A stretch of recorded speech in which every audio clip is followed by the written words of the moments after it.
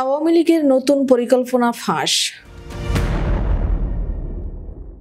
সরকার পরিবর্তনের পর আইনশৃঙ্খলা পরিস্থিতির অবনতি স্পষ্ট। পুলিশের মনোবলে ধস নামার সুযোগে বাড়ছে নানা অপকর্ম। এরই মধ্যে গোয়েন্দা সংস্থার হাতে এসেছে নতুন তথ্য। পতিত আওয়ামী লীগের নেতাকর্মীরা গোপনে দলবদ্ধভাবে ঢাকামুখী হচ্ছেন। তাদের মূল টার্গেট এখন পুলিশ। দেশের আইন শৃঙ্খলা রক্ষায় নিরলসভাবে কাজ করা পুলিশ বাহিনীর মনোবল ভেঙে দিতে উঠে পড়ে লেগেছে ফ্যাসিস্টের দোসররা। গোয়েন্দা সূত্র বলছে, ফ্যাসিস্ট হাসিনার দোসরদের মূল লক্ষ্য পুলিশকে সঠিকভাবে কাজ করতে না দেওয়া। এর ফলে দেশের আইন শৃঙ্খলা পরিস্থিতি ভঙ্গুর হবে এবং অন্তর্বর্তী সরকারের প্রতি সাধারণ মানুষ ক্ষুব্ধ হবে। এ লক্ষ্য বাস্তবায়নে গত 7 মাসে সারা দেশে পুলিশের উপর 5 শতাধিক হামলা হয়েছে।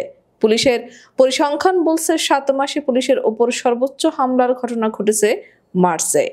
বেশিরভাগ ক্ষেত্রে মব সৃষ্টি করে পুলিশের ওপর হামলা করা হচ্ছে। এছাড়া ফ্যাসিস্টের দোসররা সামাজিক যোগাযোগ মাধ্যমে প্রোপাগান্ডা চালিয়ে যাচ্ছে।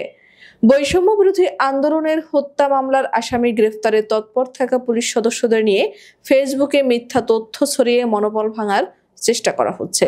সূত্র বলছে, বৈষম্য বিরোধী আন্দোলনে ছাত্র হত্যা সহ 5 মামলার আসামি পলাতক আওয়ামী লীগ নেতা গোলাম মোস্তফা।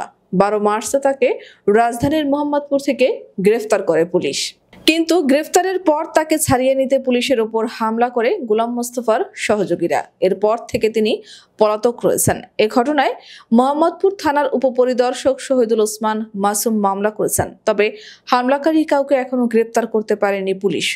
23 মার্চ হবিগঞ্জের লাখাই উপজেলায় স্বজন গ্রাম পুলিশ তদন্ত কেন্দ্র এলাকায় পুলিশকে মারধর করে হাতকড়া সহ আশিক মিয়া নামের এক আসামিকে ছিনিয়ে নেওয়া হয়। এ সময় পুলিশের 2 সদস্যকে পিটিয়ে আহত করা হয়। এ ঘটনায় লাখাই থানায় 14 জনের নাম উল্লেখ করে মামলা হলেও আশিক ছাড়া আর কাউকে গ্রেপ্তার করতে পারেনি পুলিশ। পুলিশের সংশ্লিষ্টরা বলছেন, সারা দেশে একইভাবে পুলিশকে টার্গেট করে হামলা চালানো হচ্ছে। এসব হামলার ঘটনায় আহত হচ্ছেন অনেক পুলিশ সদস্য। পুলিশকে হামলার মূল লক্ষ্য তাদের মনোবল ভেঙে দেওয়া। পুলিশ সদর দপ্তরের তথ্য বলছে, প্রায় দিনই দেশের কোথাও না কোথাও হামলার শিকার হচ্ছে পুলিশ। গত 7 মাসে পুলিশের উপর হামলার ঘটনায় মোট 322টি মামলা হয়েছে। বেশিরভাগ মামলা হচ্ছে ঢাকা মহানগর পুলিশে। পুলিশের উপর হামলার ঘটনায় 7 মাসে ডিএমপির বিভিন্ন থানায় 63টি মামলা হয়েছে। গোয়েন্দা সূত্র বলছে, আওয়ামী লীগের অনেক নেতাকর্মী আত্মগোপনে থেকে দেশকে পরিকল্পিতভাবে অস্থিতিশীল করার চেষ্টা করছে।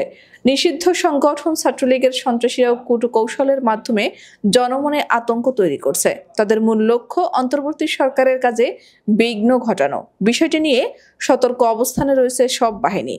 অপরাধ বিশ্লেষকরা বলছেন, দেশের আইন শৃঙ্খলা পরিস্থিতি আগের অবস্থানে না ফেরার অন্যতম কারণ পুলিশের ওপর হামলা।